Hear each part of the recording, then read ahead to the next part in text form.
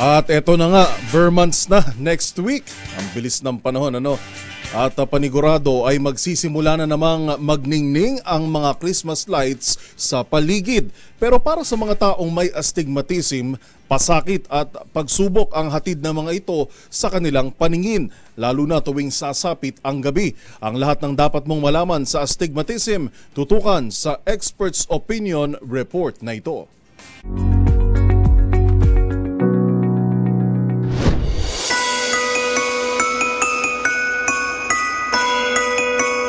Malapit na ang Pasko at nagniningning na naman ang paligid dahil sa makukulay na Christmas lights. At kung marami ang excited dito, meron din namang napapakunot na lang ang noo dahil sa pasakit na hatid nito, lalo na sa mga taong may astigmatism. Pero ano nga ba ang astigmatism? Astigmatism means distorted yung vision ng patient because yung cornea niya, which is the front part of your eye, this should be actually very round. Pag may astigmatism ka, irregular yung korte ng cornea mo. It's a little bit, instead of parang round na round siya, medyo parang oval, parang football ang korte ng mata mo. Sa madaling sabi, kapag may astigmatism ang isang tao, iba-iba ang grado ng kanyang mata sa iba't ibang anggulo dahil hindi sumasakto ang liwanag sa retina.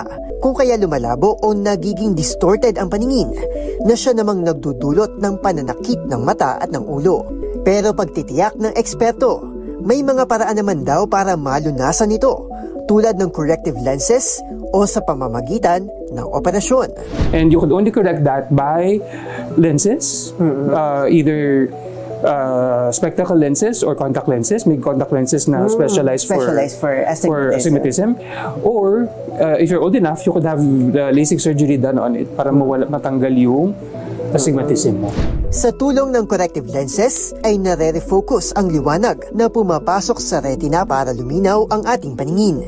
At kung LASIK surgery naman, nire-reshape nito ang cornea para sumakto sa direksyon ng liwanag. Paalala pa ni Dr. Hans, agad na magpakonsulta sa doktor kapag may sintomas na ng naturang sakit dahil hindi permanente ang prescription lenses para sa isang taong may astigmatism, lalo na kung agad itong maaagapan bago tumantong sa edad na 21.